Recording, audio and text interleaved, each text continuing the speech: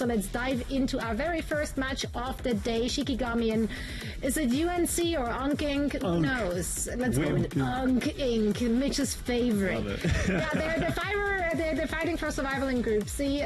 Both of those teams have actually been going down 3-1 in their respective opening matches against Pirates in Pyjamas and M80. So tough, I would say, matches to start it off with.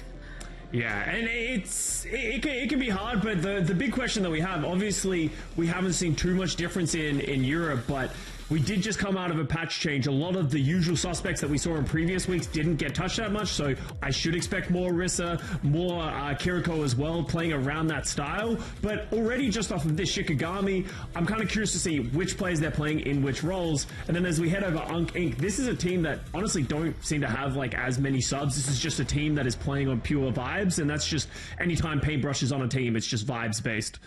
It's pure vibes. That Sigma name that's a vibe. Yeah. Yeah, man, 7-Eleven. I love it. Dirk, we have passed the need for numbers in our names, but you know what? If you can keep it around, crush a 99 moment. I mean, I love it. Am I going to say the 7-Eleven at the end? Probably not. It's not happening. Yeah, I love you mentioned Paintbrush and vibes. Dude was like the GM, the cook, the bus driver, the everything for Valiant the last year that was in the Overwatch League. Oh, there's Shikigami. We don't have Aspect and Ryan Amazing switched around there, but Aspect is playing tank. Don't worry. We're not going to see a Dark Side Phil moment where they just jump into DPS and then just pop off. It's all good. Bro, yeah, but this should be fairly... It should work for everyone else. Okay. Sure, clueless individual right here. Yeah, I mean, surely we can just have random swaps and it still work out. I don't think everybody's quite on the same level, but we'll see. Maybe though. Based on what we've seen so far from those two teams, do you feel like there's a clear favorite here, or are we finding ourselves on even footing? I think so. Yeah, I think it's pretty even, right, Jack? Yeah, like both these teams went 3-1, which is crazy.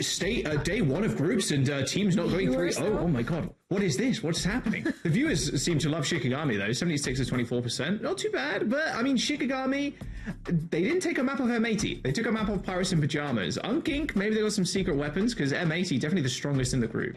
Well, Shikigami was a team that in the first stage of OWCS, they made it all the way to the main event. They were played incredibly well. So I think that's probably why we see the viewers trending towards them. It's, you know, a team that they actually know and recognize. But so far lately, you know, Shikigami in their Swiss run where they did go 8-3, they didn't beat any of the top 16 teams. So they had a pretty easy run through. So this might be one of their first real tests for them to, you know, to keep their, you know, OWCS stage 2 dreams alive and hopefully get to the main stage again. Yeah, let's have a little look at the map set though as we go into our first game.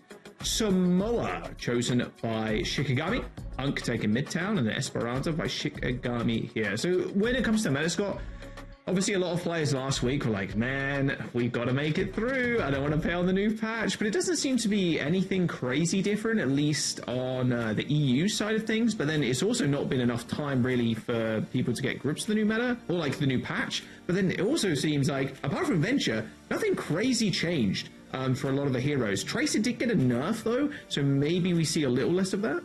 I think the biggest thing that changed within the patch was the Wrecking Ball change, right? The ability for Wrecking Ball to be able to distribute the overhealth or the shields that they get from their you know, jumping into the middle of the team. The question that we had when we saw it was, is this going to be effective or is this going to be too difficult to utilize? The fact that we haven't seen anyone really mess with it other than Chasm from it makes me think that Orisa is just the easier choice. As you said, Jack, teams have had enough time practicing and scrimming on the Orisa and Kiriko. If that's still going to be just very strong, why would you take the uphill battle of trying to work out if the Wrecking Ball is going to be meta defining? Yeah, in such a short amount of time, like there's just no way, bro. There's no way. 3 days, 4 days, no, exactly. Yeah, you're just sticking with the same old, same old. It's exactly what we're going to see here from UNC and Shikigami. Mirror comps almost there. Cassidy and Sojourn still interchangeable right now. Yeah, it doesn't feel like there's a leader in this two matchup. It's just what people are more comfortable with. Obviously, there's strengths and, you know, minuses for all of these heroes, but it feels like if you can just play the Cassidy, you can play more around getting the Hinder Grenade on the Tracer, play a little bit more off angle. You're less dependent on the one-shots of the Sojourn. And you can see that's why we have Haven taking an off angle, but Shikigami recognize it and punish him. Yeah, instant speed onto Haven. Well, less mobility with the Cass. as well. The slide is just so strong from the Soj. All right, there's the kill. There's the cap. Shikigami controlling first. Yeah, Vintage coming out of the gate strong, but that's just great recognition from Shikigami. If they're going to play the Cassie on the off angle like that, punishable, and that's why we're actually going to see Haven switch over to the Sojourn, so we now have complete mirror compositions. You do forfeit some of the ult charge at least, which is kind of frustrating. First pulse bomb available for Shikigami by the looks of it. It looks like Ryan Mason there was trying to just jump on their head, but it's all good. He ends up backing off, push onto the point as Haven does add a nice little headshot cross map. Here's Cowman using a lot of the abilities first. Fortify down, same with the spear spin, got to be careful. Pulse bomb from Ryan Amazing does end up swinging a miss, but here comes the rush from Graveyard. Shikigami just running into the front line, and unfortunately for Hanbei, rush a lot later. And that's the problem is with these rushes, Scott. As soon as you hear the enemy rush, you're like, okay, do I press the Q right now if you're the Curie? Like, do I have to do it? I need to heal my Orisa, but then if you're a little bit too late, you're kind of locked into that animation, you can't heal your Orisa, you end up falling down, and then you've wasted your rush. And you made a great point before that as well, not just on the rush, it's about Carmen using their cooldowns. In this Orisa versus Orisa matchup, as much as it just looks like they're shooting tennis balls at each other over and over again, the big determining factor of this matchup is when you're using your cooldowns. You see they engage with the spear spins, they're putting back, going back and forth, but when you've used your Fortify, you become a lot more exploitable as a team. But we're gonna see Peace taking out one, Overclock comes out from Vintage, but hasn't found anything. Yeah, well, there's the sound barrier from UNC. Paintbrush keeping the rest of the team alive and well. They had to as well. Shikigami not using their sound barrier. See, like you said, Scott, Noct just got chased down by Peace. Although they're kind of thankful they didn't use their beat there. They got one fight, 84%. Like, you're chilling. Yeah, Noctis kind of gets caught on a wall, and Peace is just the easiest one clip of Peace's life, or at least two clip. We'll give him a little bit of extra there. But if you're Shikigami, as you said, it's not the worst thing because you didn't use the sound barrier. So now you're going to have the sound barrier to respond against the overclock or the pulse bomb. So you can just play very aggressive. Noctis getting low. Needs to be careful. Cannot be the first one to get picked again. All right, now they're going to try and vibe on the point. Pulse bomb and that overclock available from UNC. Nice little headshot. Doesn't find too much. And now searching for a little bit more. More than willing to kind of run into people. Nice. The problem is that Terror Surge just grabbed him down from the high ground down to low. Pulse bomb from Ryan Amazing too. Man, Unky not being able to stand up to this. After Shikigami used that sound barrier and just pulled down those DPS from the high ground with the Terror Surge. It's easy as pie. 85% of building. Quick push to the spawn. TP out actually from Haven. Just getting people back into the fight ASAP. Pretty smart actually. That's actually like a really nice play, like because it closes a little bit of distance. That's an extra little bit of meterage that your team can get. Now they can touch and take a more effective fight, and they have ultimates up as well. They have the rush, they have the pulse bomb. There's an opportunity for them in this fight. There's a Kitsune rush onto the point. Kama needs some serious help though. Doesn't end up moving forwards, but look at the damage incoming onto the tank player of UNC. Just no chance for Kama to stay alive. Oh, right, amazing. Gets comboed out by the Kiriko. Overtime is still here, and Aspect just trying to navigate around this point, trying to chase down, pin down, lock down one of these DPS, or one of the supports that are quite vulnerable without a tank, and it's actually UNC that ends up coming out on top. You lose your tank that earlier, thinking it's all over, but Haven was able to just like kite away from Aspect that entire time, just refused to back down, and UNC ends up coming up with the cap. And you can actually see a fundamental difference with how these two teams are playing the composition. Right now, it feels like Shikigami, they're trying to put all their pressure on a Kalman, the opposing Orisa, try and punish the tank for their positioning, while it feels like UNC INC is trying to find picks on either side with the Sojourn or the Tracer, just trying to create threats on either side. And that's what ended up happening for UNC INC in that fight. They found the picks. Even though Kalman falls, they were in a much better position to close out that fight. And now 67% and counting, this could go either way as there's a lot of ultimates up for UNC INC. Shikigami closing in on a couple of those as well. Ryan Mason does that to back out. Doesn't want to use that recall just yet, especially with a pulse bomb. Now contesting, but for how much longer? There's the spear spins from both Orisas. Cowman, Terror Surge. Doesn't get matched with a Suzu. Almost gets blown up straight out of it though, but Paintbrush lays down the sound barrier, so Cowman can still just continue into this fight. A nice spear onto Noxus, and this will be UNC INC's. It's their final chance here to try and win this round, and Haven's going to put this final nail in the coffin. 95% for UNC INC, and Shikigami with his sound barrier can't find a place to use it. And UNC INC managed to take that round straight out of Shikigami's hands. just didn't panic. Great presence of mind, understanding your situation, understanding the limitations, right? They hit that at 99%, that one fight that they had to touch in overtime, but they were smart with it. They did exactly what they needed to do. And then when they had that ultimate advantage, great play by Carmen, just making himself a threat. Walks into the opposition team, pops to the Terror Surge, just makes himself a threat, does enough damage that Shikigami has to scatter into the wind, and then from there, they just couldn't do anything. So a flip of that round, and we might have a close series. We expected this one to be a close series. Both of these teams have been pretty solid, just weren't good enough to get out of the group in the #1 seed, but everything to play for. Yes, Group C, really turning up, actually. All right, a little swap here. Onto the Sigma. Instead for both sides. Even the same kind of layout here, for Shikigami at least, apart from the Sig. But Baptiste for Hanbei. Yeah, I think if you're going to play the Sigma, I much prefer playing the Baptiste. I think you can play around the lamps a lot better. The window is just overall you're playing a lot slower, so Baptiste is going to get more value in comparison to when you would usually want a Suzu. Kalman gets extremely aggressive onto the opposition side, has to use all their cooldowns and then eventually fall down to the point, but they are alive, at least for now. Jeez. That was close. There's the cap too. Hanbei ends up taking the head clean off of Ryan Amazing. I always feel so satisfying. I always say, but like, Bab's gun is one of the more satisfying ones in the game. Yeah. Easily. Just the burst fire, there's just something so cerebral about it, bro. Just a serotonin in your brain as you're sort of weaving in the heels. You hit a couple of headshots. It feels so good. It's like, and then you use the immortality field and no one ever dies. Oh, the good times. It's just so good. It's so good. DPS players molding right now in the chat. DPS that's good. Molding. Sorry, I Suzu'd and lamped your pulse bomb. Yeah, get better. Sucks to suck, DPS players. I don't know what to say.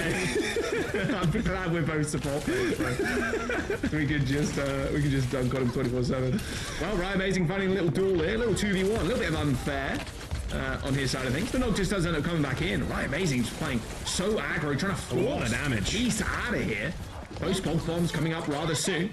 Turns his attention now onto this high ground bridge as the Kasune rush was pulled. King does end up backing off. There's the pulse. Here's the floor. Still gets a kill though. Hanbei, no lamp. Sad stuff there. Really, rest in peace. And you see right there's the difference of maybe why Shikigami is playing the Kiriko. The Kitsune Rush, I think, objectively just is a better ultimate than the Amplification Matrix on the Baptiste. Yes, you can get great value out of the window, but the Kiriko Rush is just so oppressive. They just couldn't stand up to the amount of damage, and that's pretty much a team fight win for Shikigami off of that one ultimate. Obviously Pulse Bomb, but that's not a big one to go by the wayside. There's the window. No rock to be seen, but there's the sound barrier. Aspect going pretty low. Rock from Cowman does hit the shield as Peace pressures the point. Pulse Bomb in hand, looking for one of the tanks, or maybe just a flip.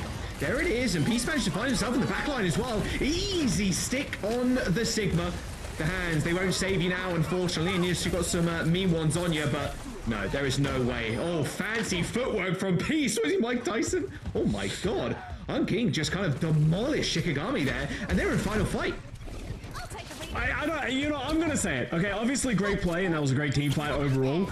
Why do all Tracer players, after they blink and dodge an ability, and then they kill you, they always do that 1 second pause where they look down at your dead body as if they're taunting you? I feel like that's a Tracer trait that every single one of them does.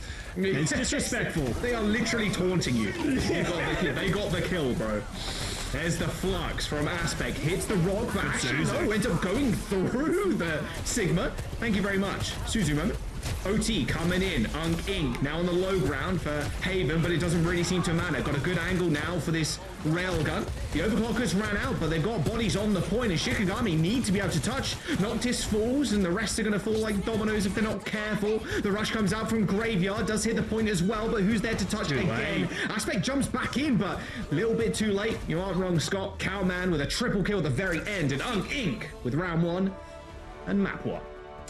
Pretty convincing round on the second one as well. As they went over to the Sigma mirror, it just felt like Inc. just had a lot better understanding of how they wanted to play around it. They played around the Kiriko perfectly, using those rushes. So it's just one of those things that, you have to have a lot of respect for how teams are willing to adapt and play to their own strengths. Because as I said, I think the Baptiste can be stronger, but overall, it's just one of those situations. And then now we head over to Midtown. If you're better in the Sigma matchup, do you just keep playing Sigma in some senses?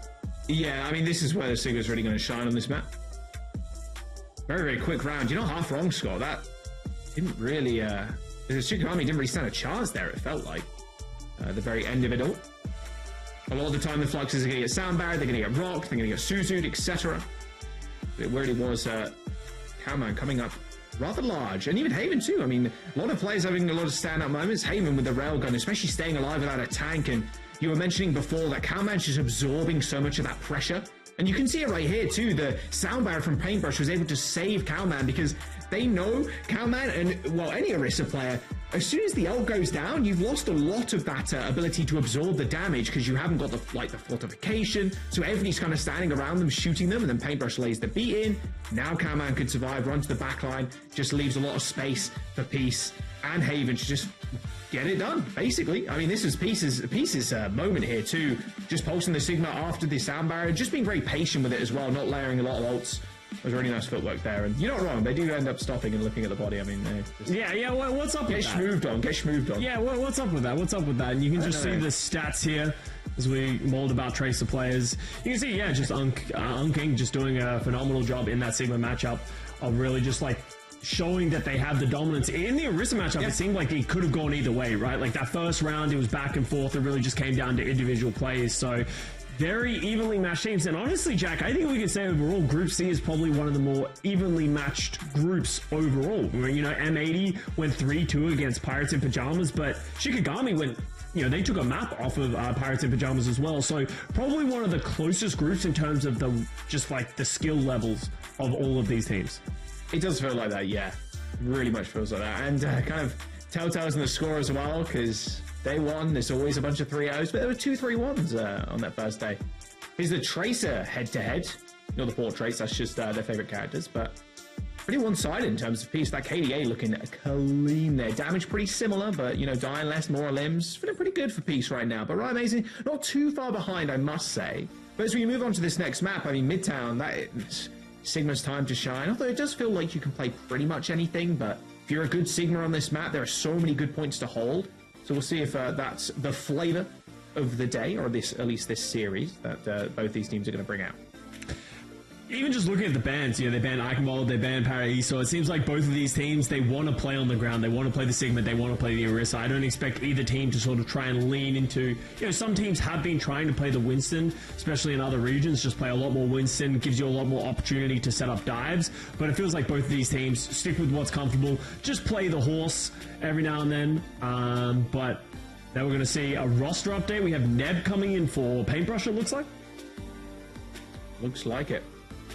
Please play some Alari. Please. Yeah. I'm just saying, I don't know. I think a lot of people are just playing whatever ranked right now. Very apparent in my games, at least. But Alari feels so good. There was only a small change to Alari's weapon and the heal and the left click, but I don't know. Alari's very fun to play. Ilari's one of those characters that, they are exceptional. If they're able to set up the pylon and they're able to protect the pylon, utilize the healing, pump out the damage, that's when Ilari is very strong. The biggest issue that Ilari deals with is that people just run into her. And if they break the pylon, she doesn't really have a lot of protection. She doesn't do a lot of healing. There's a limited range to her healing as well. So sometimes the game just outpaces Ilari. But no. Gnome goods? Hey, yo, what's good? I have never seen that souvenir before. There's a gnome. Well, I've also never seen a souvenir in the game added as well. that to the game. That's crazy, bro. That's crazy. Well, I think they made him a little tall in game, but maybe that was just being generous. That's true, actually. That's a little generous, I think. Generous on the beard front, too. A Neb onto the Ilari. Okay, let me cook. All right, so why you can hold in the house so easily. You hide around the corner, you double shot Tracers, make them quit the game. That is the plan. Yeah, we're just hating on Tracer players today. Oh wait, yeah, we actually are. Wait, I mean it, please. Here comes the Tracer, and this is the issue, right? So all of a sudden, the Ilari's had to put their pylon down in an awkward spot. Fortunately, it is going to live there, and the Tracer is going to disengage, but with the death to Noctis Vintage following, this might just be an exceptionally quick first point cap. It's not like the Ilari did a whole lot, but the rest of the team taking the space. Disagree, but sure. I think Ilari did everything. Well, okay, what did the Ilari do in this fight, Jack?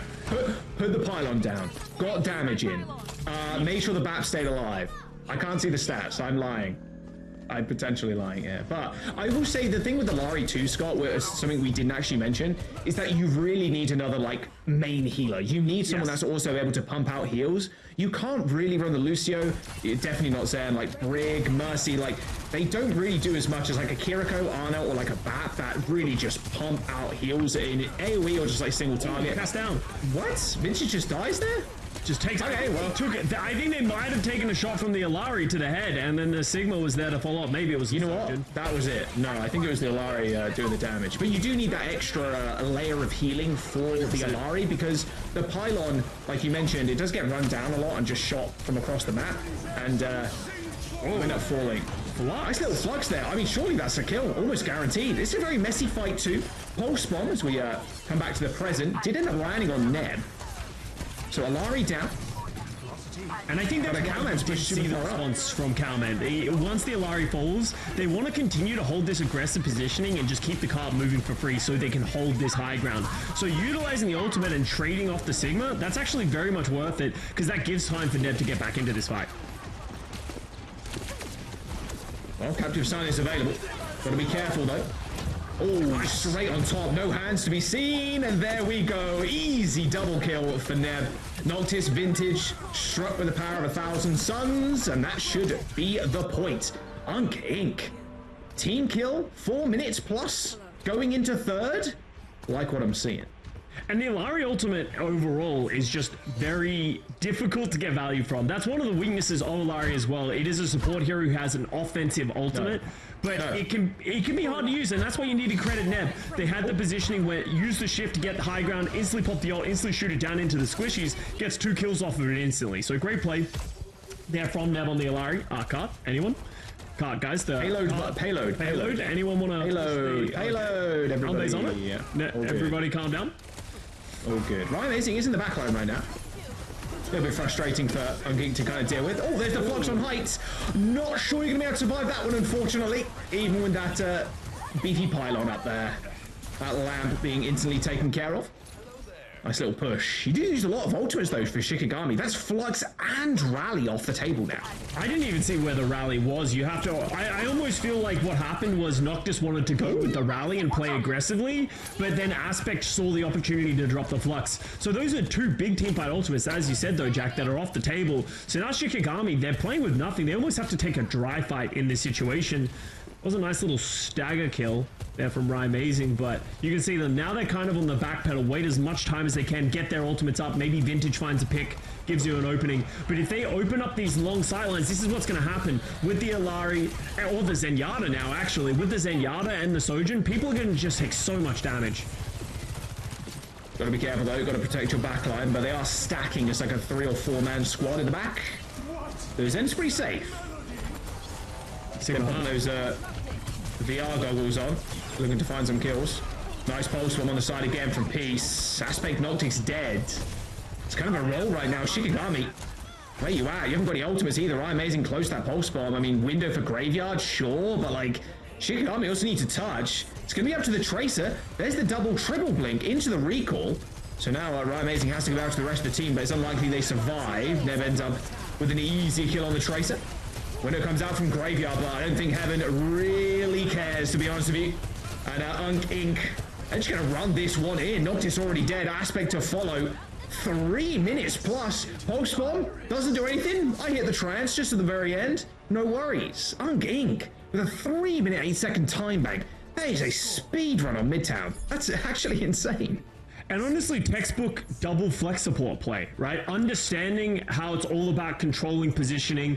They were always trying to manipulate space, right? Like even that one fight where they got fluxed, the 2 people on the high ground, that's the right play that forced out an ultimate. And they did that throughout the entire map where how do we get Neb into position to be able to utilize their damage and then just slowly win the fight one after the other, right? And it also goes back on to Shikigami. They need to get their ultimate economy under wraps because using that rally really costs. If they had a rally in that final fight, there's an opportunity that they can hold there.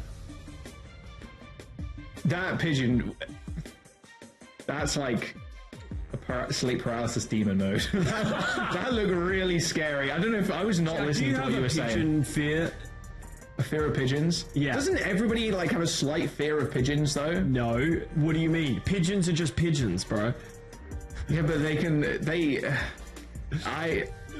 are you putting it back on the screen? Get it off. Obs. Honestly, it's kind of cute. They are kind of cursed. I look at those eyes. Sleep paralysis demon, but like exactly. What's it gonna do to you? It's just, those eyes are like black holes, bro. I can just they are staring into my soul. I don't know what it is about those pigeons, man. They scare me. Scary stuff. Jump scare horror game is what I watch sometimes. Yeah, you know, to get you out of this one, Jack, you know what's scarier than that? A 3 minute and 8 second time bank for your opposition. So let's see how Shikigami are going. He's still got it. He's still got it. I'm back, Scott's baby. back in it. He's so back with the segues. So, okay, I actually love this decision here from Noctis and Shikigami. Get off the Brig. If you're playing against double flex support, Brig just isn't going to find as much value because you're trying to play around the extra healing, but there's just so much pick potential. So they go to the Lucio Kiriko so they can just play faster because they recognize they need to get in the face of Neb Ahambe, otherwise Neb's going to get picks just like that. Yeah. Surprising amount of damage, always feels like, with the Iliari headshots. That solar rifle, it does a lot of work, and obviously it's a bit of pacing to it, and that's why it's a very satisfying gun, like we were kind of talking about before. But if you land one headshot, that's very easy for your Tracer, your Sojourn, even your BAP in some regards to kind of follow up with a lot of that damage. So you do have to be very careful. And like you said, having to go quickly here, Shikigami, they get stumped on their first push. We'll see what they can do on the next one. And you see the pylon go down. That's a window every single opportunity that it dies for them to get aggressive because that's a lot less healing on the table. But Haven now taking out Noctis. Vintage returning the favor, but Neb is just everywhere. Dominating on the Ilari right now is what I would say. 10% as well towards that ultimate. Make that 5. Make that a captive sun available in just a moment. And there are a lot of sneaky places you can put the pylon as well. A lot of sneaky places. I feel like this is like a snake oil salesman trying to sell me to play Ilari in ranked. Just like, it's so fun. It's really good. You just don't understand. You know, you just don't understand the pylon physics, bro. You just need to understand that, man. You can get into it at the ground floor and you can start playing Ilari, man, and you could be ahead of the curve and get so many SR gains. Then lose all your SR. Yeah. Don't do it. The sun, no value? Not worth it. No value. Sad stuff. All good though. Gonna end up backing off up to the high ground. Here comes the rotation. There's the flux. Hits 2. Noctis. No sound barrier and no health either now. Andre and Haven to it, not falling, however. Cowman trying to even this one up and just like isolating Vintage there. A nice little each from the pulse bomb too. Right main sees pulse bomb and ultimate not getting any value whatsoever. And who's alive? Well, it's Neb. Still going. No HP. Doesn't matter. Doesn't care. Still kills the Tracer. And with 1 minute and 30 seconds to go, Scott, Shikigami, I mean, it feels like this first map fell through their fingers. This second one too, they got no fingers left. Like, they've barely got palms to hold on to this win. Like, they need to get this tempo up. Noctis didn't have that sound barrier in time, but maybe they can engage with it now. Yeah, they just don't have an answer to Neb right now. Even when they are finding picks and solid engages, it just feels like they're slowly bleeding out. They do have so many ultimates in the tank now, right? They can just pop all of them and try and find as much value. The Fluxus goes wide. It does manage to catch the Sojourn, but it's not going to get any picks. Haven goes down to a Deadeye. Rotation from Shikigami into the Mega Health Pack room. And maybe they can get some time on the point. Vintage trying to look for an angle, trying to look for kills. Just literally anything to shoot at, please. Please, someone pop into my LOS. Here comes the Captive Sun. Neb hitting Vintage on the point. That should be an easy kill for the Ilari. It is. That outburst, though, not unfortunately, not saving them this time around. And there's the kill Shikigami are after. And there is time on the point. 30 seconds to go. A stagger kill onto Haven. Not sure there's a chance now for UNC INC to come back into this one. Neb quickly switching over to Lucio, back to Eliari, and point unlocked. With 2 minutes and 45 seconds to go, they're still fighting an unbelievable upward tilt battle. Yeah, it's a huge high noon kill onto Haven. I said that it didn't feel like that Flux was getting any value. The Suzu was there, they healed him up, but you can't heal up through a high noon. Just locked on and it just went down, and from there they just didn't have enough on the side of UNC INC to be able to hold on. But 2.5 minutes, they do not have much going for them at all. They need to get things going fast because they also need to finish with time to be able to get this into overtime. Amazing with the pulse bomb. There's the stick onto the Sigma. Should get healed up pretty quickly, but Harmbe is pretty low. There's the Flux too. Cowman, 70 HP, still manages to get away with that Flux skill onto Aspect. Vintage at least trades it over here, and with this rush, Scott, they can just kind of put Vintage on the payload, or at least Ryan Amazing someone. Peace with a pulse bomb. Oh, got Suzu'd, I would imagine there. Didn't even hear the explosion go off. 2 minutes to go. Payload's moving. Peace now trying to match this payload progress. Trying to duel Ryan Amazing on the point. You can even give the pylon just to the Tracer here, I'm just saying. Yeah, but you don't want to lose it, and you want to be able to hold this high ground. You can see Shikigami recognize they need to take them off the high ground, but they're fighting into a rush and an overclock. Oh, a couple of missed shots there from Haven. Does end up costing him his life. However, here comes the drop. Should be pretty easy clean up now for UNC. Nice little Suzu, didn't need it there. Though,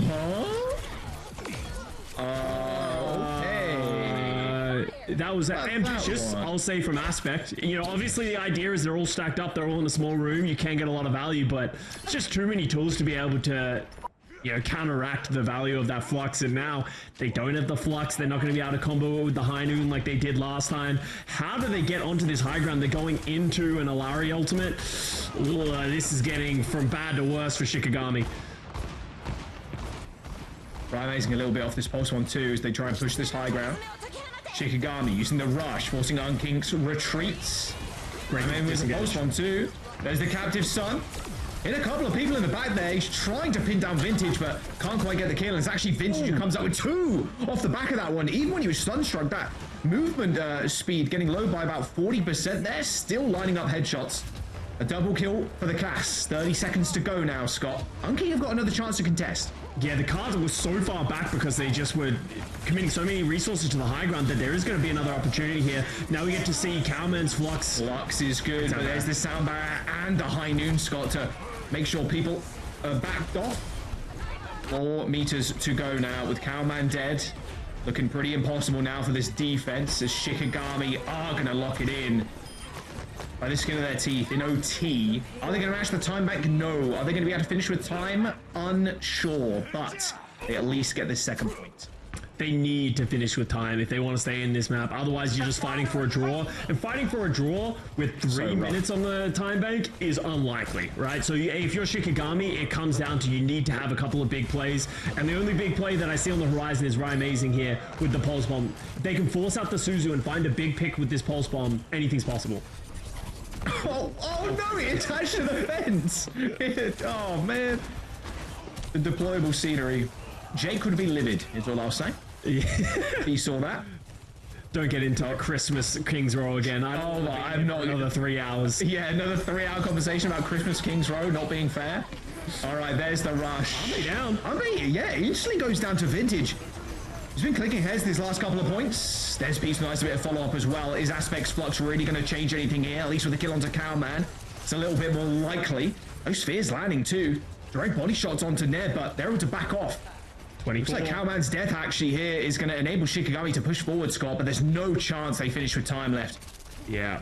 And now it's just about finishing. Just give yourself any opportunity. Right, Amazing Pulse Bomb goes wide. Now they're only holding onto the sound barrier, which is so real. Oh, nice, Suzu. All good. All good. We're chilling. Oh, no. Vintage dead. 4 seconds to go. Sound barrier to try and turn the tides. UNC know what they're dealing with now, and they're just playing all the way back.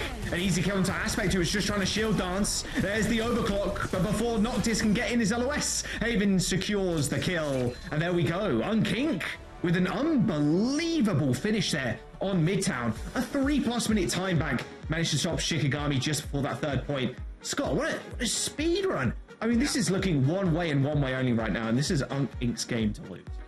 And that's just the value that you have of having an extra sub, and why a lot of teams play this double flex support idea and, you know, players, because it can just throw your opposition through a loop, right? We talked about it on the first map. It actually felt like Shikigami was pretty toe-on-toe when they were playing the Orisa matchups, or when they were sort of fighting it out head-to-head. But you throw a little wrinkle in there, which is the Alari in this situation, all of a sudden everything changes. The flow of the game changes, and all of a sudden the adaptation needs to be made by Shikigami, and they just didn't make it fast enough. Yeah, they just didn't. And you know what? Maybe it was the Alari, maybe it wasn't. Not entirely sure, but the double flexible really worked out. Even when jumping over to the Zen, that last point. I mean, this is also Cowman and Aspect. It feels like they're going pretty even. just with the fluxes and whatnot, but it's the DPS follow-up a lot of the time. Either Vintage or Haven and Peace are just kind of going crazy. Ryan Amazing, their pulse bombs, they're landing. A lot of the time they're getting Suzu'd. But Vintage really saved them on the second point. But it is Haven and Peace for me that are really being the big difference makers here. Yeah, 100%. I feel like, honestly, I can't even really isolate just like one player here for UNC INC. It just feels like every single player is doing their job. They're coming up with picks where they need to. They're being threats, right? Like even Cowman, yes, you can say Cowman is probably the player falling, but he's making himself such a threat that's enabling the rest of his team to step up. Are we going to see the Flux opportunity? You can see the idea here. You know, he had 300 health. Maybe he can get it. But Cowman hits him with a bag too. Hits him with a bag as well. Nice. Good stuff.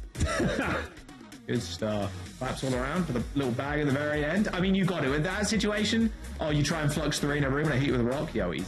Just look at the damage discrepancy from these two teams, right? That's an unassailable amount of damage. They need to find a way to mitigate this damage so that they can take even fights, because there's no way you can go into a 17k damage differential in a map and expect to not lose. Yeah. Pretty rough. KDA is looking pretty strong for UNC INC as well. Next map, I believe it was Esperanza. I'll have to double check. As well, yeah. Yeah. So no Sigmas here, I'd imagine. Yeah. Can you play I would expect Neb out. I think Esperanza and push in general, it's like Control, it's like Flashpoint. You just really want a Lucio to be able to maneuver the rest of your team. If you're playing the Alari, there's a lot of flank angles. It's very difficult to sort of play as linear, as we saw on Midtown. So we wouldn't be surprised to see Neb come out and Paintbrush back in. Yeah, we'll see. Obviously, the substitutions will come through in just a moment once the players have decided who they want in and out. Yeah, I'm thinking, you can definitely play the Zen here, but it feels pretty rough, especially if the other team's playing like dying. Yeah, 100%. You can exactly. Then you just go dive, you just like insta kill him. Like it feels pretty good. And there you go, exactly like you called, Scott. UNC INC updating the roster. It's Paintbrush back in, so we're going to see some Lucio here, just like standard stuff. Oh, interesting. Aspect is going to come out and solo in. Dive. I wonder if this does lead to, you know, the Portrait's namesake of they're going to play a Winston. They can play faster, maybe expecting like, hey, playing slow isn't working for us in this matchup so far. Let's put in a Winston player. This is a great map for Winston because you can sort of dive effectively. You can sort of play great angles. So maybe this is going to be a huge mix-up of how this series has been played so far. Right, Esperanza. Let's lock in. Let's load in. UNC INC on match point. 2-0 after quite a dominant Midtown. This is Shikigami's map choice as well. And Scott, I mean, this group, like you mentioned at the very beginning. Oh, nice lobsters. Yeah, okay, so lobsters are okay, but pigeons are no good. Yeah, why wouldn't lobsters not be okay? Lobsters are pretty wicked. Well, these are actually black holes that are looking into our souls. There's no like, but they're cute around. They're cute like, little beady eyes. You know, yeah, they are little, you know, pinchy adjacent, you know, little lobsters here. I don't know. Like, I think, yeah, this is kind of cute, but they're about to be eaten, so it's not as cute, right? Or is it delicious? Do you like lobster? Yeah, that's good. Yeah. I'm not going to eat those ones though. They look like they're chilling out of water and potentially being eaten in about 5 minutes. All right, no dive here. Yeah, staying on the Orisa. Okay, they're going to stay solo, but they're going to go onto the Orisa. Pretty much mirror compositions, except we're going to see UNC INC on the Baptiste, like we saw on one round of Samoa, and Haven on the Cassidy once again. Yeah, nothing crazy here. No double flex. Yeah, like you said, pretty much the same as we were seeing on the first map. Suzu is down. You can see them like kind of backing off now. No way Shikigami wants to fight this. It's an important like thing when you're in these Orisa matchups. I was talking earlier about the spear spin, about the fortify. Suzu is also a very heavily tracked cooldown. If Suzu is down, you want to be able to take that opportunity to engage. That's why you saw Shikigami back up, wait for their Suzu to come up, then they re-engage. Haven didn't see it coming, the lamp just a second too late, and that's going to be a first fight win to Shikigami. Easy clap. Just like that. All right, and Graveyard gets their rush online pretty early, and the benefit of winning that first fight too, very easy place to use the rush, because this corner can be quite frustrating to get around, especially if the enemy team does end up flooding out. Even though if you've got high ground, they can kind of jostle the bridge and just stop the bot from pushing super far, so maybe Shikigami want to go early. Yeah, I think you want to try and rip this rush as early as you can, as soon as they commit to the fight. But the difficulty here is, they, as you said, they can get very close without committing to the fight, but it doesn't even matter if Vintage is just going to kill Peace without anything. Haven also going pretty damn low. There's the window. Yeah, just trying to force the Tracer up as well. Pretty easy disengage, however, for Shikigami. Nice little headshot through the window, though. There is the rush. Pretty late one, but it might be what they need. And unfortunately, Cowman's on the wrong end of a bad time right now. There is the Terror Surge, and there is his swift death. Noctis doesn't end up falling over to the ultimate, though. Oh, what a Terror Surge! Oh, my word. Dragged Haven off the side of that high ground. I didn't think even Haven thought that was going to go that far. I don't know how UNC INC are winning this fight, but they somehow came out ahead and with the bot, because they had no positioning. They were the team to get picked first. I very much questioned that window when it came out from the Baptiste, but somehow able to trade back and forth. Maybe it's Noctis randomly getting caught in that Terror Surge, but you know, that saves them a lot of the cart moving forward. It potentially even saves them the checkpoint. So big individual plays from UNC INC. Pulse bomb for Peace. See what he can get done. They're taking a lot of damages solo right now.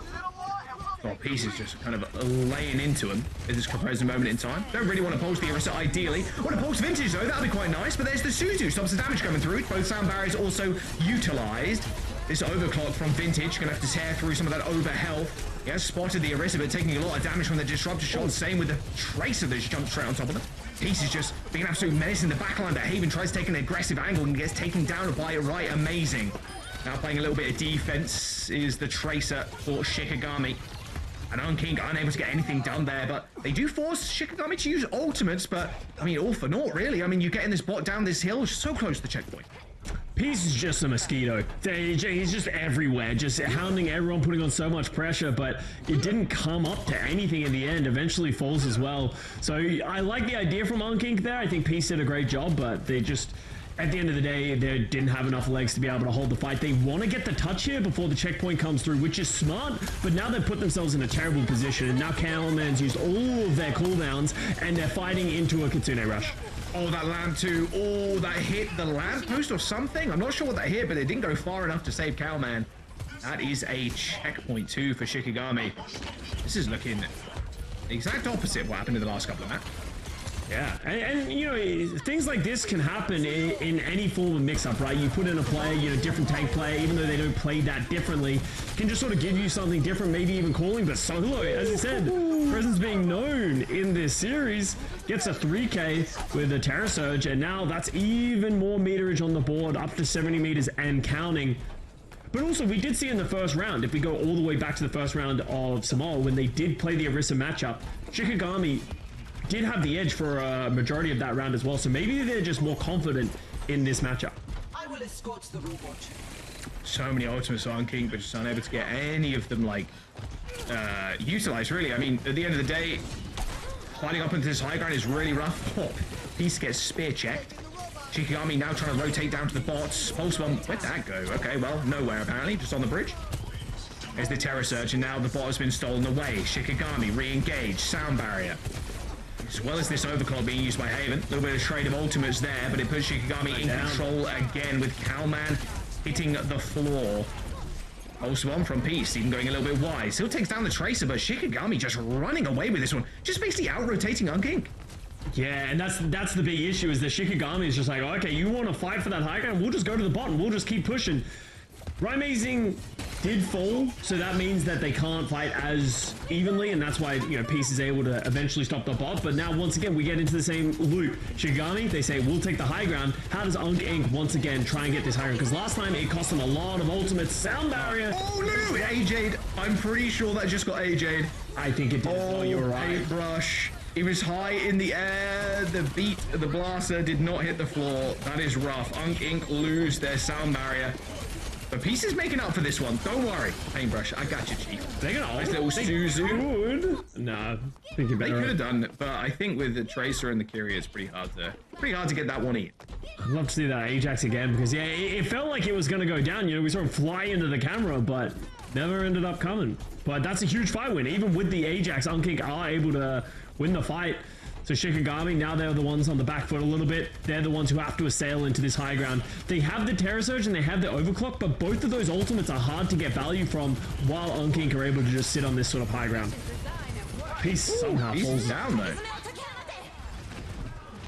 Oh, there is the rush behind me. Oh. Camman in a decent spot to try and do some damage in the back line, but unfortunately just gets pushed away by Solo. Still with the Terror Surge in hand, looking for that Soldier. Does manage to get it. There's the Suzu, stops all that damage going through. Now the high ground advantage for Shikigami.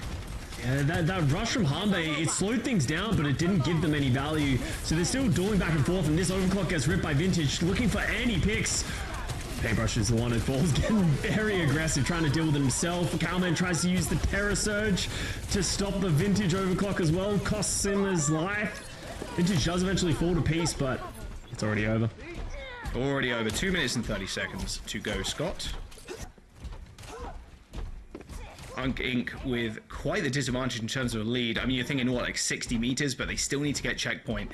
And with 2.5 minutes, that's not a lot of time to really do much. And with a big change from UNC INC going over to the SIG, what really just been like, hey, this is what we're better at. You know, this is where we seem to be finding value. Kalman just seems to be falling over and over again. So potentially slow things down, play around the Sigma. I don't love it on this map, but what they were currently doing wasn't working, so may as well switch things up.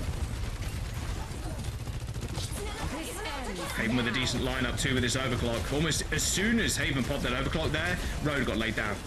Yeah. So that's an instant back out from UNC INC. Oh, nice little shot onto the Lucio. Noctis gets out of there though. Same with the rest of Shikigami. If once again Skull kind of stolen the bot away from UNC INC, who now have to drop down to the low ground.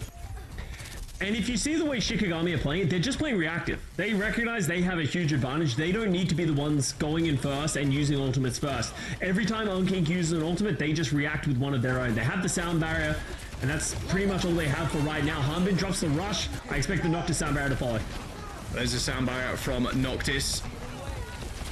Still on the high ground, dueling away with the Tracer.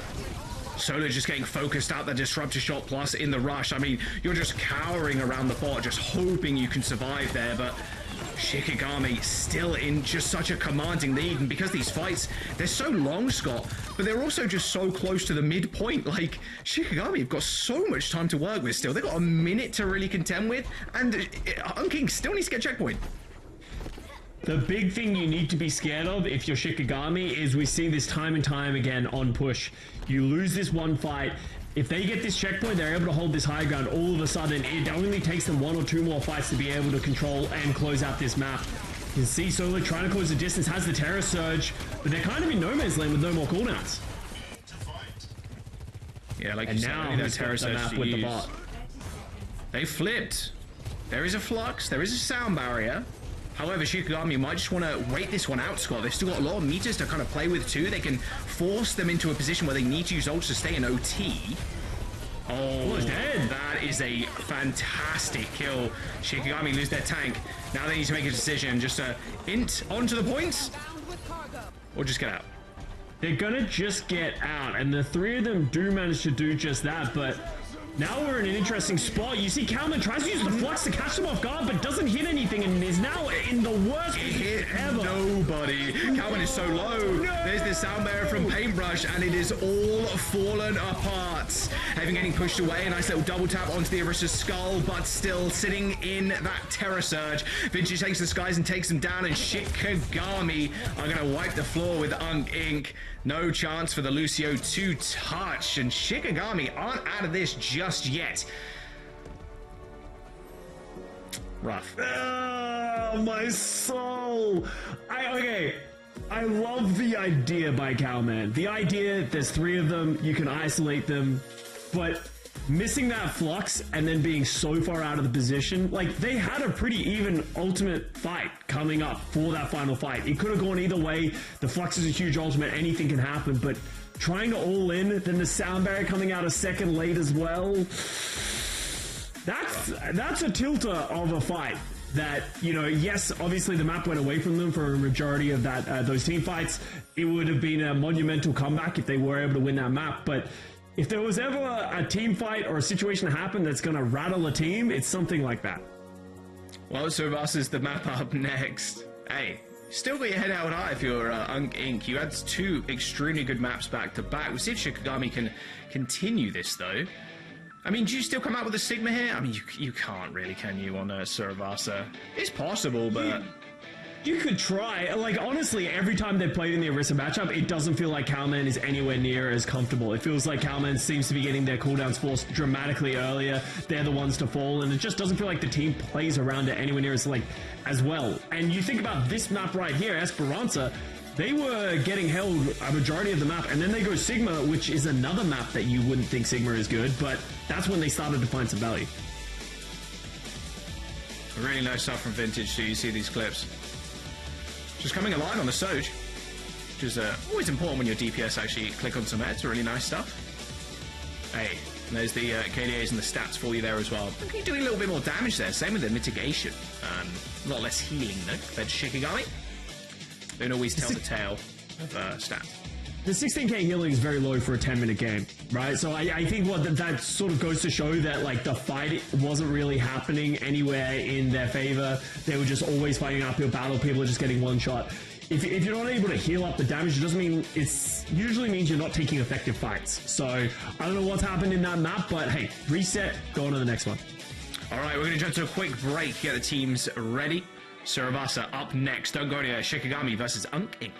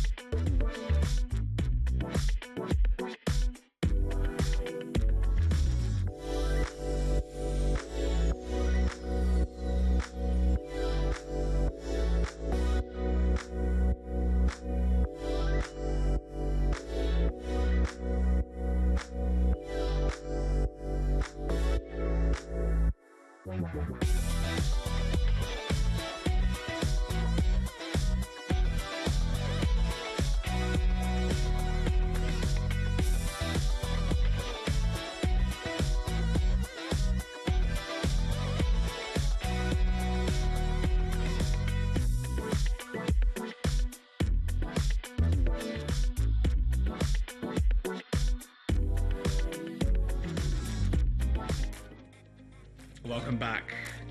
Shikigami versus UNC INC as we load into the next map. Is Survasa picked by UNC INC at the beginning of the series. Pretty close one so far. Wouldn't have had it any other way either. As this elimination match here. Scott, one of these teams, will be going home.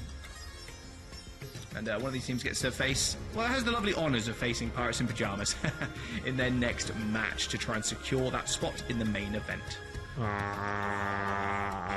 I wasn't listening to you, Jack. I was very distracted by a lot of important things. There's a lot of animals in a lot of different maps now. I'm starting to realize, you know? We had a pigeon on Midtown. Bro's like, there are lots of animals. I didn't realize that. You guys want to know a fun fact that was given to me by my best friend Zoe?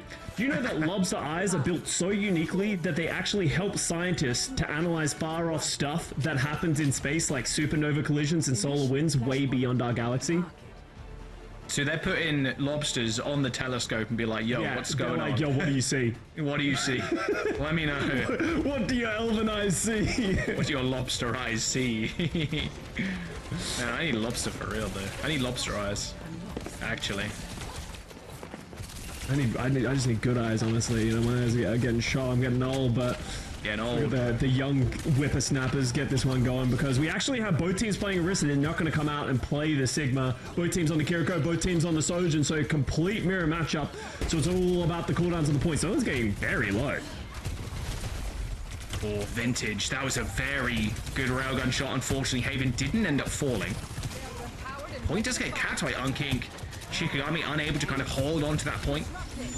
No Baptiste either, Scott. There's a small little change there as well. No UNC INC Baptiste. It's all on that Kiriko, especially for this map. Feels like you really need it. Vintage going a little bit too far forward. Receives the Suzu. It's actually Ryan Amazing who goes down first, but they end up trading it back with Haven. Vintage trying to get the kill on the front line, but oh my word, the pressure Cowman's putting on right now to Vintage. Kind of shrugging off, but that DPS passive doing a lot of work, making sure they go down quick, sharp. Although Peace landing that pulse bomb, that's a bit of AoE damage on Graveyard. There might be a little double kill as well. Yes, it is. Peace coming up huge in that fight with 3.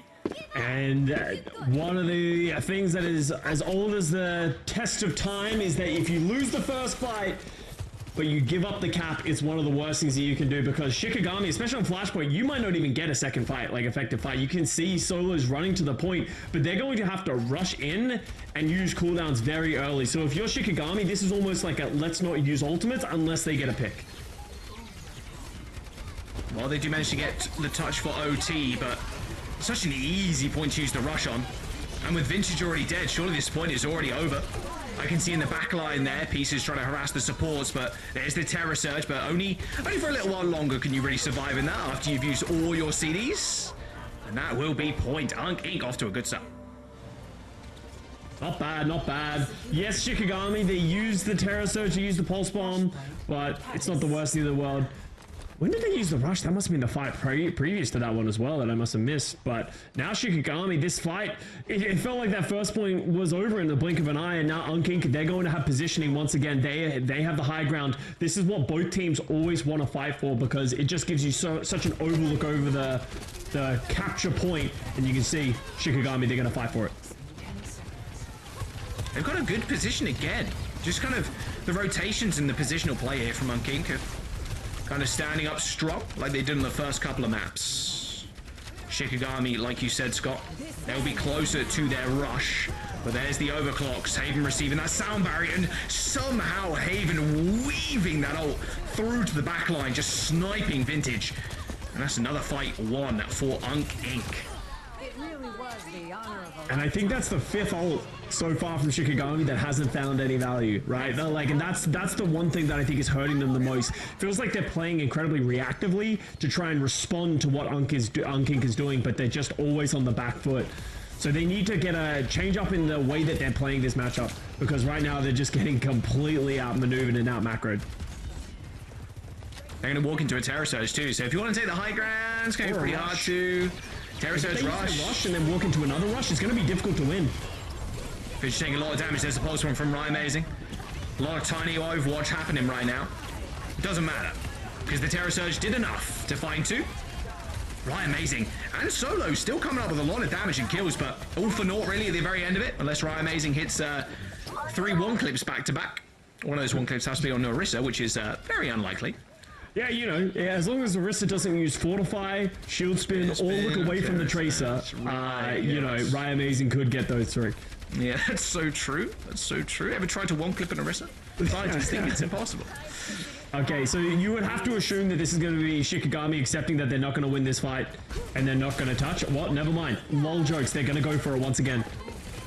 You got to at least have a 1 last try. I mean, with the Terror Surge too. Ooh, but with Vintage dead, I don't think that Lucio is long for the world either. Callahan taking a lot of aggro in the front line. That space being going a little bit wide. Peace with the pulse and sticks to the Terror Surging Orisa. Actually results in the kill. Solo still finding a lot of damage though. Enough for Harmay to go down. Oh, good headshot from Graveyard, but there it is. There's the cap. UNC INC. I mean, is this just it, Scott? I mean, 0% on 2 points back-to-back. Shikigami? They might just go down. UNC INC have got another priority position on point 2. Yeah, and that's the cost of taking the fight at 99% is that you just lose the position. If you lose that fight, you commit ultimates, you lose ultimates, and you lose positioning for the next fight. Because now UNC INC, they have positioning. We have Cowman already set up on the point, shooting, poking back and forth. And now UNC INC are the team that has the ultimates coming up. They have the overclock. They have the sound barrier, so they can do whatever they want. They can take as long as they want. Shikigami, they do not want to lose control of this point, or sort of capture of this point before as this starts to unlock. I mean, the overclock angle here might go a little bit wild. Well, there's one shot. Dodges out of the way of that pulse bomber too. That was planted just right in front of them. No slide available though, so an easy sound barrier coming in through for Shikigami, but they were met with a terror surge and a rush. Every single time Shikigami have a plan, they cannot execute it. UNC INC has all of the answers, the test that they're presenting them. And the rush was used there at the end. Yes, UNC INC used a lot of ultimates, but a lot of big ones by the wayside for Shikigami. Now it's going to be on Vintage. We've sung Vintage's praises on this Sojourn multiple times throughout this series. Vintage has to come up huge with this overclock. Needs to give them a window to get back into this map and keep the series alive. Oh, amazing. Oh, almost got one shot there by the spear and some additional damage thrown on top. It's the fight that they need to win, Scott. That is right. He's getting close. Right, amazing. Ooh. Almost with it. Oh, what? Okay, Lucio come out of nowhere and just finished off Peace. Okay, one man down. 5v4 now on the point. Cowman still taking a lot of that damage, but getting perma-healed. You can see so how much healing. It's ridiculous, even with this DPS passive. Surely the Orisa goes down next. Surely. Finally, Solo gets the kill. My word, that was absurd how long Cowman survived there. And that's percentage on the board, and Hanbei also got so much of a Kitsune rush as well from just permanently healing Cowman sitting on the point. So they can just build up all of their ultimates. They're getting close to 4, almost a 5 with Paintbrush as well, but Shikigami have a wealth of ultimates on their own. So if they can do a better job of playing the macro, using the right ultimates at the right time, anything can happen. Nice dodge. Pulse bomb for Peace. Yeah, good dodge. 4-5 ultimates for Shikigami. Solo cannot let Solo to go down. Like, they gotta save him. Well, there's the sound barrier to top him up with some over health. As Vintage just lobs these rail guns in, trying to get him past the Orisa. Pulse bomb drags the Orisa in, but Solo's still super low. I mean, permanent harassment on the side here from Peace, but eventually Cowman ends up falling over. Shikigami now determined to keep themselves in this series. And that was not bad if you're Shikigami here. They were able to hold on to the rush, so they have a big tool to be able to deal with UNC INC if they come in. But Cowman's going to switch over to Doomfist. They want to end it here and now. And Haven, this ends now. If anyone's going to do it, it's going to be the Sojourn. Yeah, Doomfist has such a hard time as well against the Orisa. Here's the rush, matched instantly. UNC INC still with a sound barrier advantage as Cowman had to go for the retouch, and here it is. Here is the overclock. He's trying to find targets, but the Tracer's giving him the slip. Right, amazing with the help of Solo there, taking it down, the ulting Sojourn, but it's not over just yet. Cowman has fallen, but Peace has a pulse one in a couple of seconds, and a couple of kills to his name as well. 10% away, and a Fortify and a Spear Spin already used from Solo. Could be a prime target, but Paintbrush is actually the one in focus for Peace, just trying to save his Lucio. Solo super low, another Spear Spin comes up just in time, but it's Right Amazing that comes up clutch, saving Solo, 1 HP. Shikigami hold on by the skin of their teeth. That was all Right Amazing's fight. Shikigami saved by their Tracer player as they secure this round or this point and keep themselves in the game. Valiant effort by Peace on the Tracer. Peace almost clutches that up. If Solo had just fallen, anything could have happened because it would have been a 2v1 on the point. But now we're going to have UNC INC taking position once again. They have no ultimates. They committed everything to try and win that round, and now they're the team that are in the hole of they used too much, and maybe you could say it was all for naught, and it was a mistake. And with Peace falling here as well, it's going to get from bad to worse.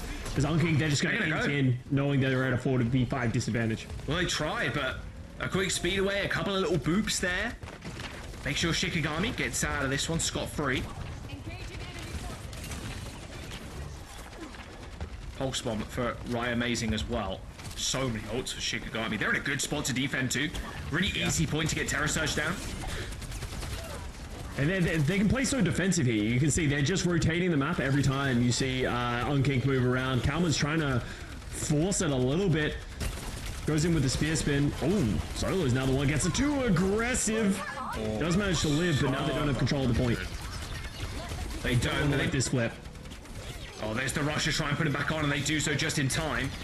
And now UNC INC forced to disengage. There is the Terror Surge, his paintbrush square in the chest, reducing to about 50% HP. And here comes the Sound Barrier, but unable to save Vintage. Shikigami's beat, not finding too much just yet. And it's actually UNC INC that come out on top of this fight. Wow. This Sound Barrier from Noctis just ignored pretty much. That was just so much damage coming out. Yeah, that one rush from UNC INC and Hanbei just gave him such a huge advantage on the point. That could all probably lead back to the fact that Solo taking so much damage trying to aggress onto the point onto Calman and Graveyard and has to use the rush early. And then from there, they just kept committing ultimates to try and turn the fight in their favor, and it just never came. And now Macro flips once again. UNC INC with a bunch of ultimates and holding the point. 60%, and they'll close out the series. Cool.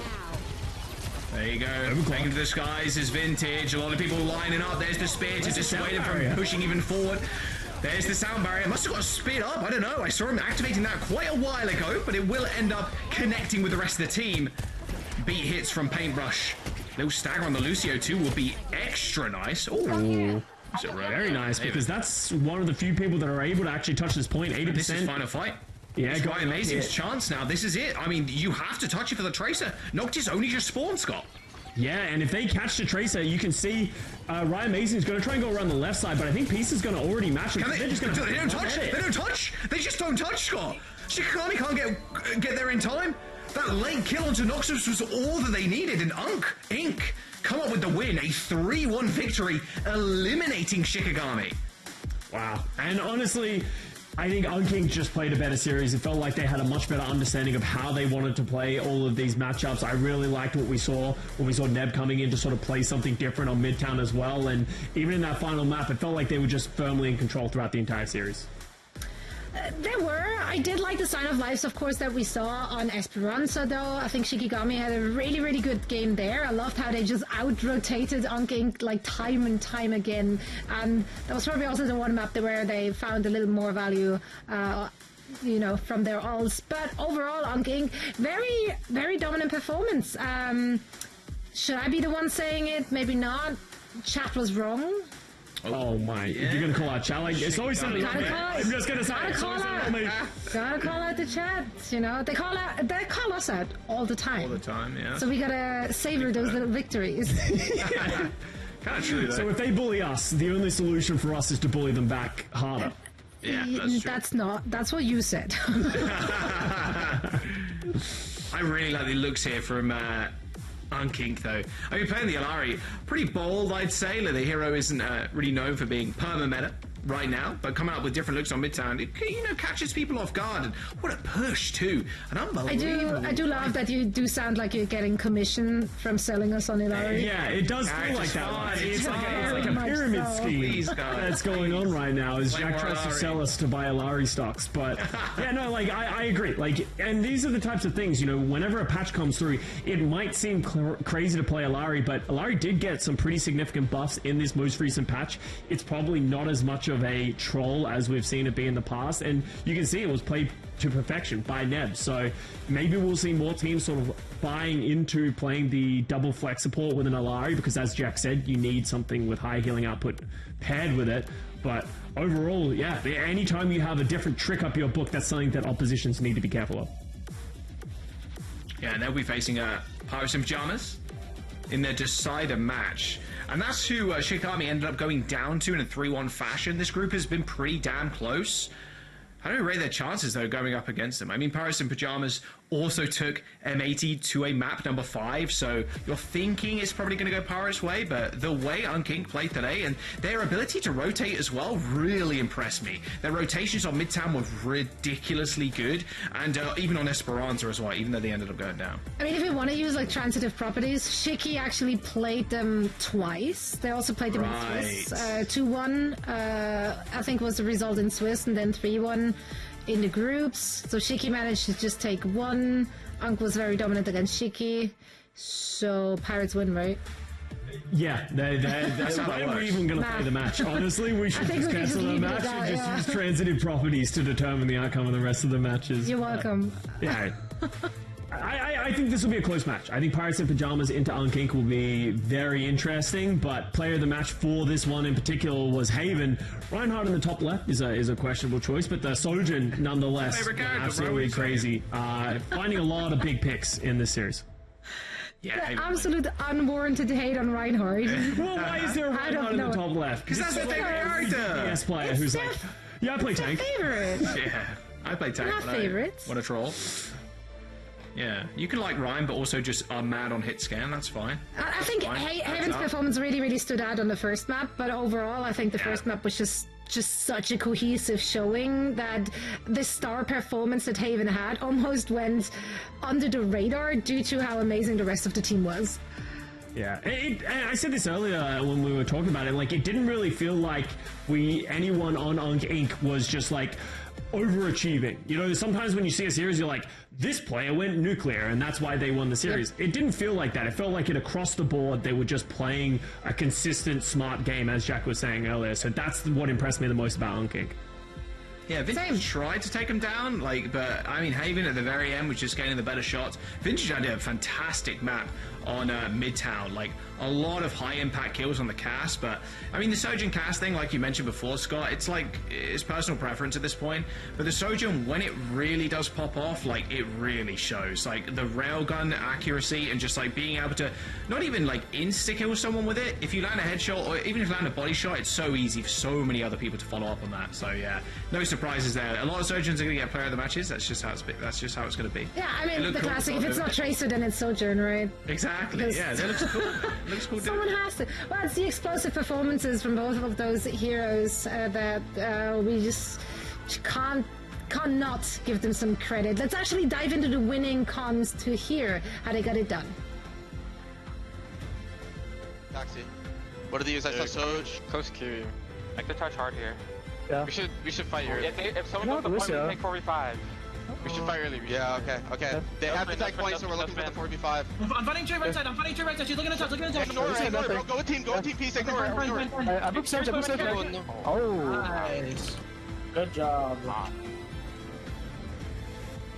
There it is. That was the winning moment for the team. And now we do have Peace joining us for a quick chat. First things first, congratulations on the dub. You came out on top. Dominant showing overall. However, I'm going to be the one person I do want to chat about Esperanza. Most of that map looked, you know, very much to be going in Shiki's favor. Why do you think they were in control for so much of it? And what adjustments did you guys try to make other than that Sigma? Well, I don't play that much. Ryan was gone for today, so I had to try to pick it up. I know Cowman, I did some little funny stuff with the Flux, but I think our neutral flights were a little bad, but they're a pretty good team, so I'm not surprised to come out.